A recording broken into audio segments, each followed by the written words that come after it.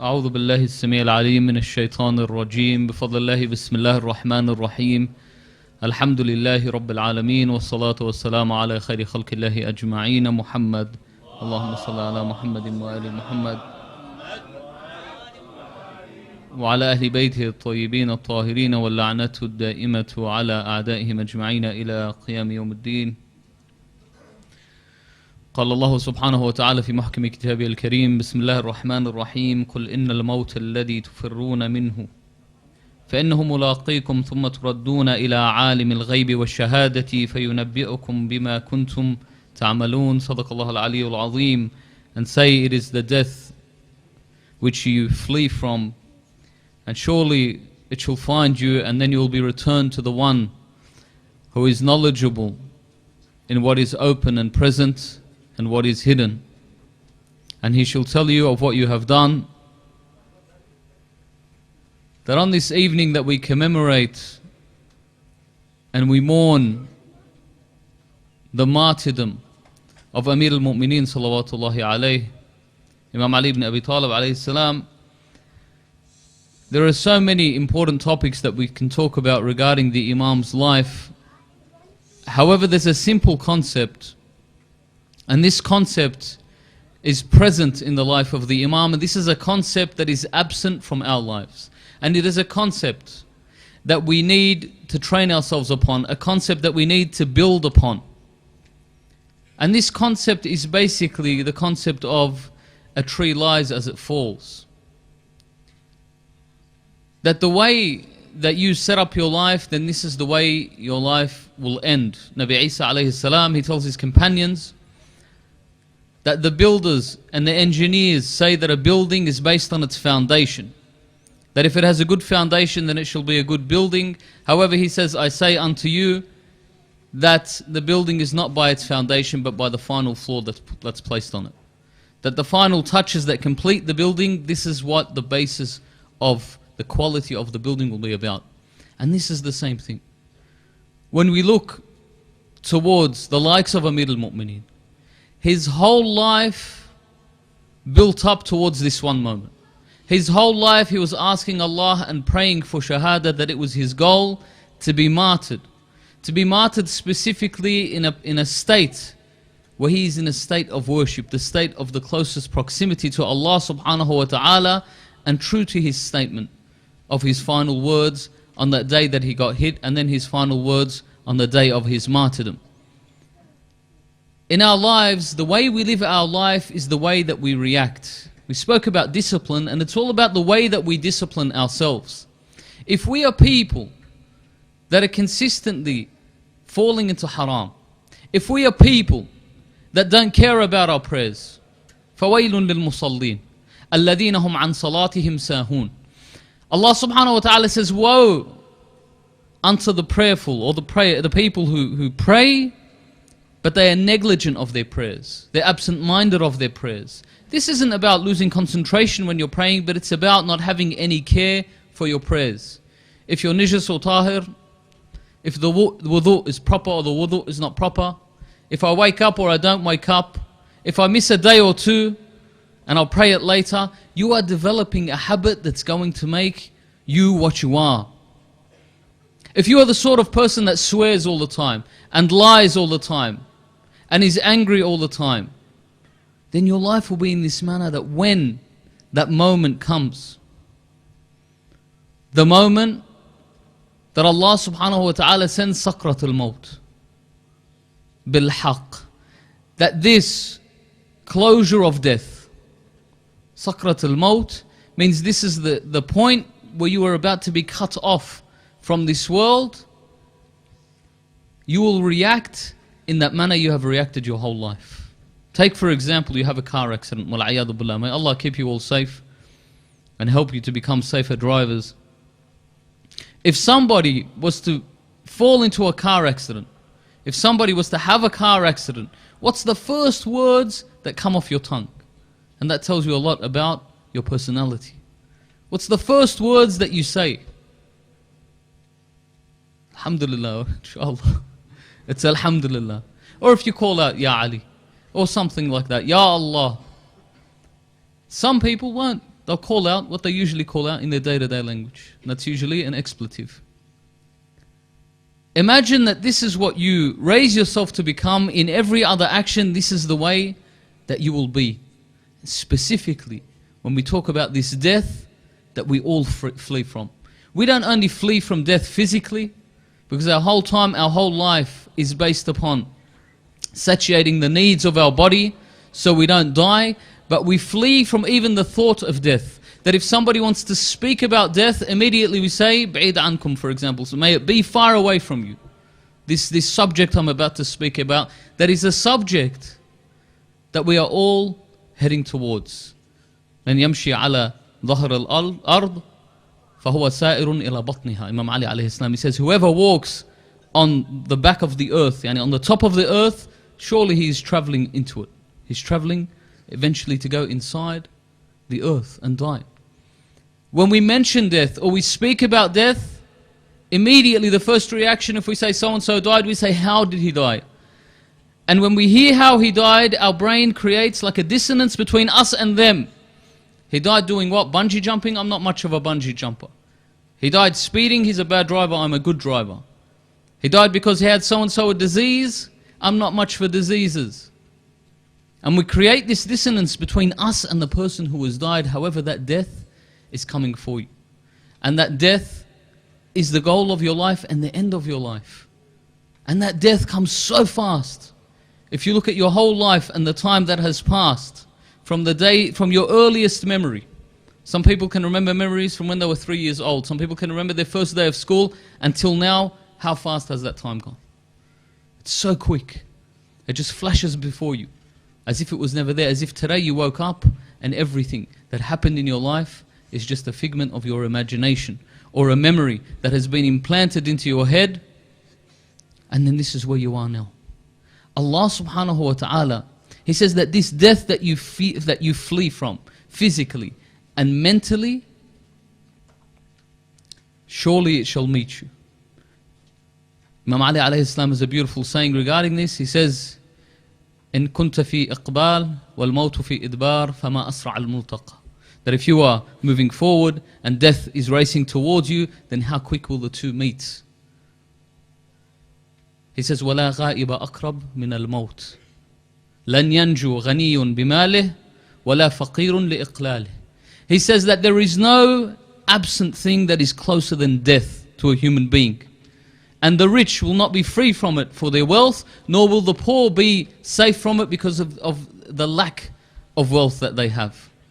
That this death, Allah subhanahu wa ta'ala says that this death will find you and then you will be returned to the one who knows عالم الغيب والشهادة.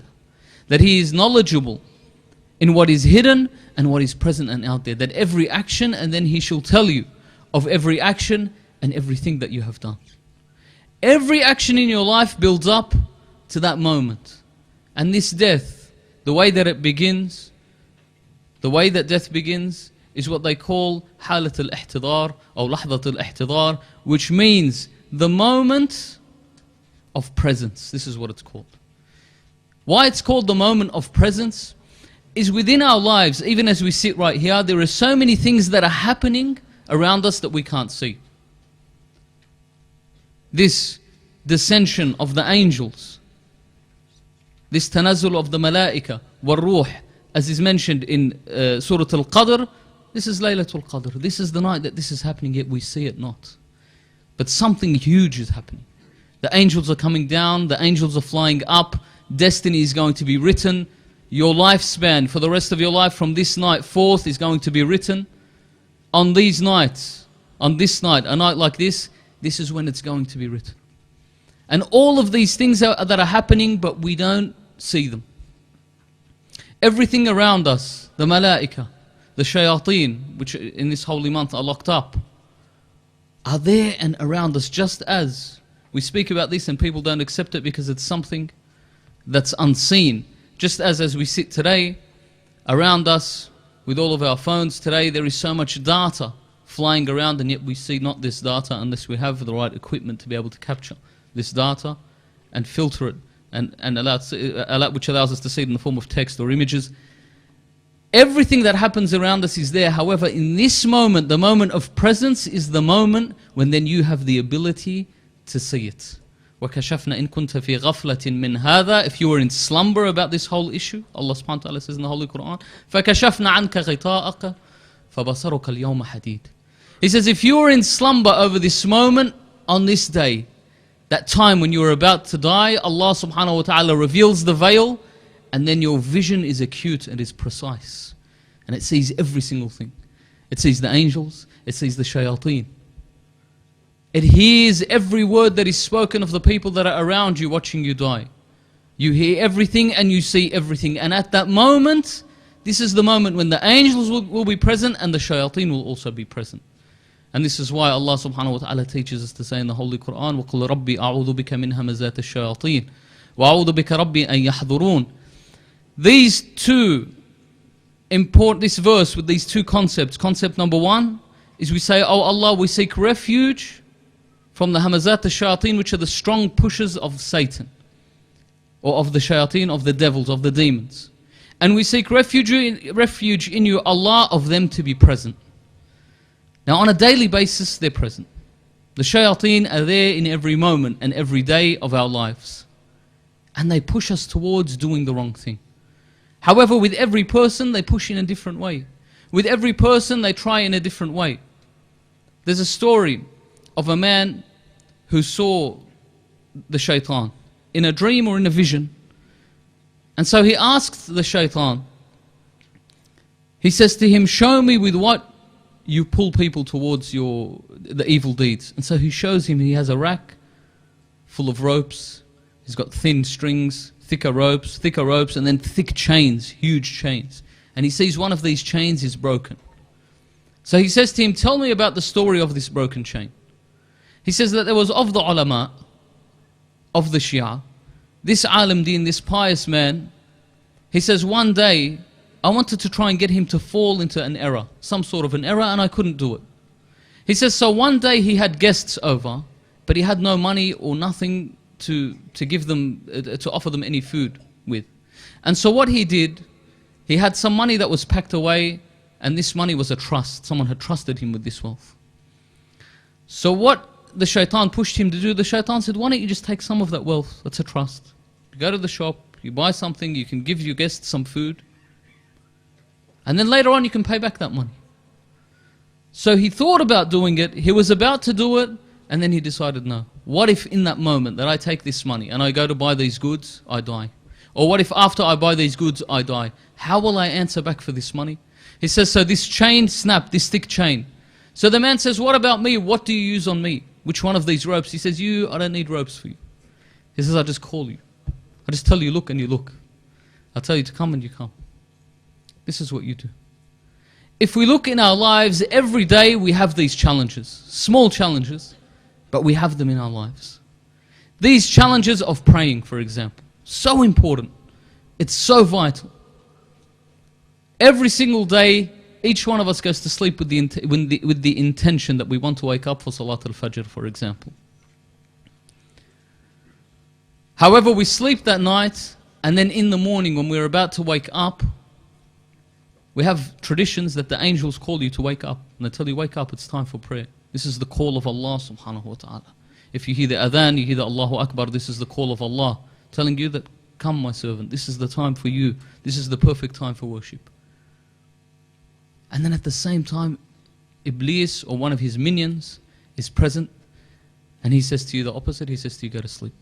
How warm and comfortable is this bed? Coldest morning in Sydney. Don't wake up. Stay asleep. On every morning we have a small battle. We either win that battle and we wake up and we push the shaitan away and we get up and pray, or we lose that battle and we remain asleep. How many of these battles accumulated that will make us lose the war, which is the war against Iblis, make you lose your personal war against Iblis? That if you allow this to happen, that if you don't care about this prayer, you don't care about this thing. How many a time, for example, if you're walking in the street or you're driving in the street, and subhanallah, it's like, truly it's like the shaitan tells you to look left or right, that you would never even notice this person. If it was a speed camera, you wouldn't have noticed it. And yet it's a scantily clad woman. And this is another battle. Iblis says, look. And Allah subhanahu wa ta'ala tells you to look away. And so in this you make a decision. The accumulation of these things. You're in a position where you have the chance to say a lie or say the truth. You're in a position where you have the juiciest bit of gossip. And you have to say, you're in a position where you're so angry, you want to release this anger, but rather than releasing this anger, you withhold this anger. You're in a position where you're going to disobey your husband. Or you're in a position where you're going to be tyrannical to your wife. وَالْعَيَاذُ بِاللَّهِ. And in this position, at that moment, Iblis is telling you, yes, unleash the anger. This is my favorite thing, unleash that anger. In that moment, Iblis is telling you, yeah, why do you have to listen to him? He's not your father, he didn't give birth to you. And all of these moments, they accumulate to that moment, which is the moment of ihtidar. The moment that you're laying there and your soul is about to come out. The moment when that man enters the room, and that man is the angel of death. The one whom Rasulullah sallallahu alayhi wa sallam in the Mi'raj, he saw the angel of death, and he says to the angel of death, he asks Jibreel, who is this? He tells him it's the angel of death. And so he sees that he's busy. He says, what are you busy with? He says, I am taking the souls of the people that die. He says, and how do you take these souls? How do you get around to everyone? He says, it's like a man holding a dinar, a coin in his hand. This is how I see everyone in the world. This is how easily I can access them. And then they have their time of death and I take it. He says, in fact, me and my minions, we visit them every day at the times of prayer. We visit them. There's a hadith of Imam al-Sadiq. And you may have heard this before as a wives' tale, but it's true. That if you're ever sitting in a gathering and you're all together and then all of a sudden everyone goes silent at the same time. Happens all the time, especially in Shahr Ramadan, the long sahrat that you have. You're sitting there and everyone goes quiet at the same time. At this moment, this is the moment when Azrael, the angel of death, comes past. And he's just checking that this is how quickly he has the ability to incapacitate you. You become incapacitated in that moment that he comes past. And so on that moment when he enters and he comes in to take your soul, he begins to take your senses away from you, your feelings away from you. He even takes your vision. However, your eyes can't see, but your basira, your internal vision has this ability to see everything that is being said and to see the unseen, the presences, the shayateen and the angels. And at that time, this is the same event that takes place. That you are then asked, for example, it's very mustahab, when somebody's dying, there's certain things you need to do. First thing is you need to place them towards the qibla. Someone that's laying down and dying, that means you place their feet towards the qibla. You put them in that position. You try and comfort them, and then you try and tell them the creed, the Islamic creed, the Islamic credo, which is the aqidah. So you tell them to say, La ilaha illallah, Muhammadan Rasulullah, Allahumma salli ala Muhammadin wa ali Muhammad, Aliyan waliyullah, salli ala Muhammadin wa ali Muhammad, wa ali Muhammad. And in these moments, the person who is dying, will try and say them back. Now because he sees all those presences in front of him, the devils that are there, they threaten him with anything. In some traditions, you're very thirsty at that time. And because you're very thirsty, the shaitan will say, don't say the shahadatain and I will give you a glass of water. I have this water, I will give it to you. Just don't say it. There's this famous story of a man, and he was a merchant and he had so much wealth. And as he was dying, they would tell him, say, La ilaha illallah, so on and so forth. And he couldn't say it. So they would repeat it again and he couldn't say it. They would repeat it again and he couldn't say it. He looked like he was about to die, and then all of a sudden, he sort of came back to life, that he was able to move and speak. He said to them, there is a box in so-and-so room, get it for me. So they get him the box. He opens the box and within it, he had all papers regarding his business. and all of the title deeds of the investment properties and investments that he owned. He took these papers and he tore them up and threw them. Then he went into the state again and they told him, and he said the Shahadatain, and then he was able to, before he died, they asked him why, before he died, why did you ask for this box and rip up all of your wealth? He says, because Iblis had threatened me.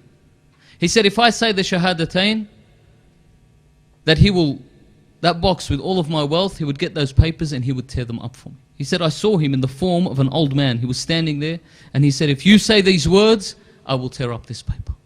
I will tear up all your wealth. And because he was so attached to his wealth, that he felt he needed to do this to disattach himself from his wealth before he was able to leave this world.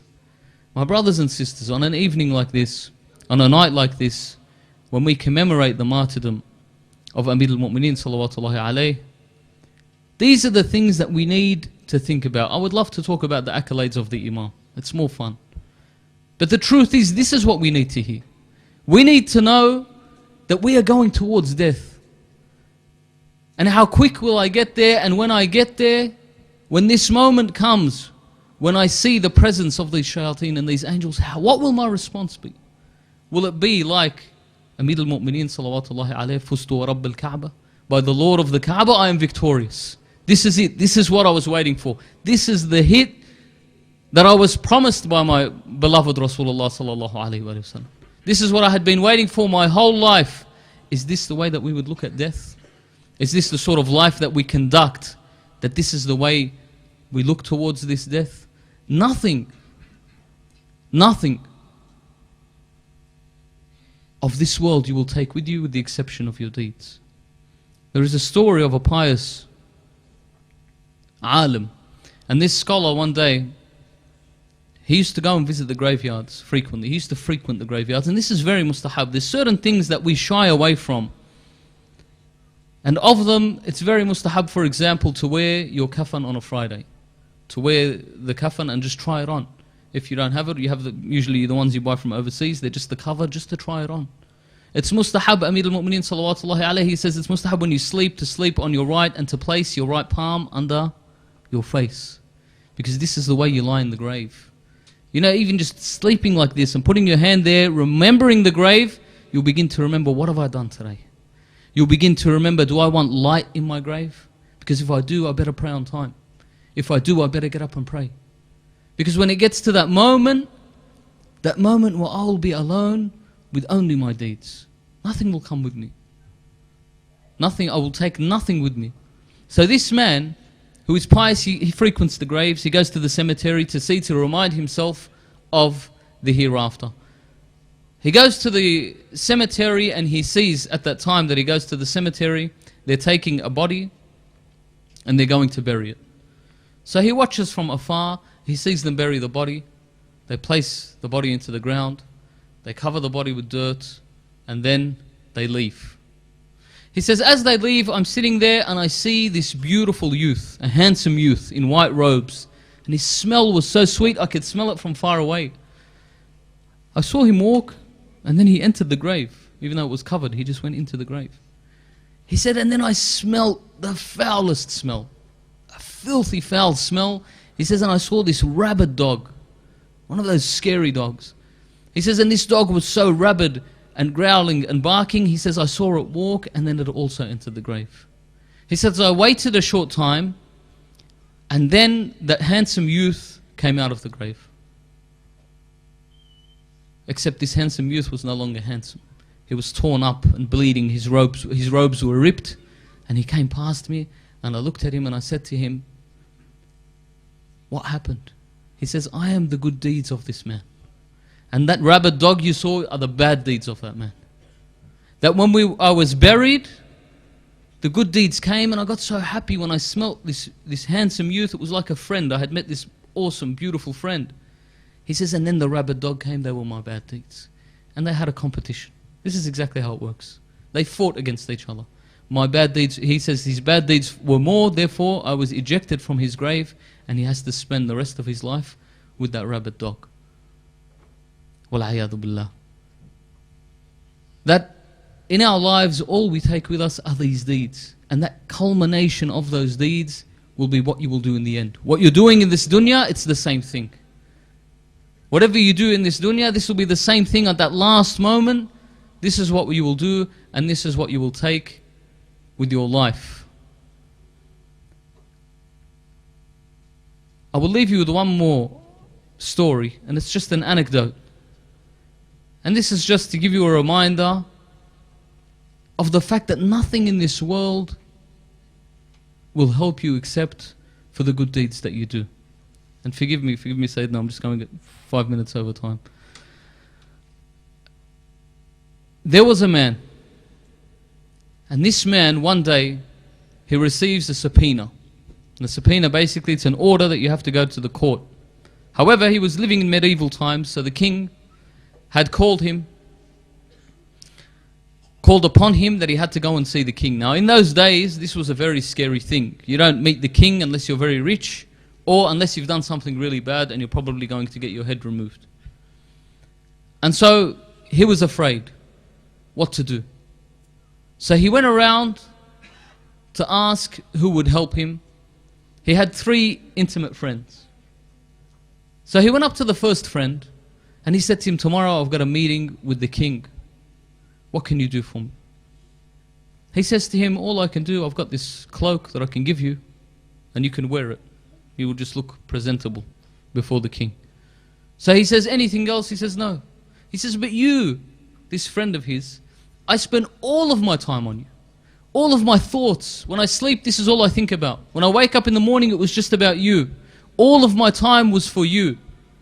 In fact, I gave you priority over my family, over everything, and all you can give me is this coat. He looked at him and said, well, this guy's useless. That's all he can give me. He wouldn't even walk me to the court, for example, walk me to the king's court. He goes up to the second friend. He says to him, I've got to meet the king tomorrow. What can you give me? So he says to him, look, I know we're good friends. He says, but the only thing I can give you is I can walk you to the court.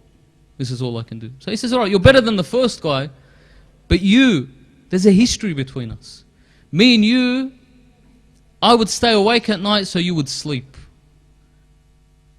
I would always check on your welfare, make sure you're fed, make sure if you were hungry, you were satiated, if you were cold, you were warm. Everything I did for you. And everything, you were the excuse for everything that I did to this second friend. And the second friend says, I'm sorry, I can just walk you there.